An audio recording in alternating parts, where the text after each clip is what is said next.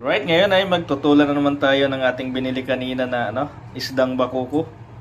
So sariwang sariwa pa to. Kita nyo naman Sariwang sariwa. Tara, lutuin na natin.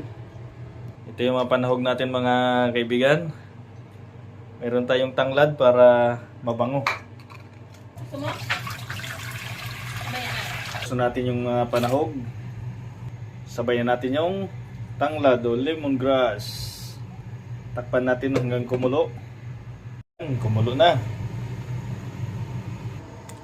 Pakuluan na natin ang ating isda, ang bakoko. Ayan.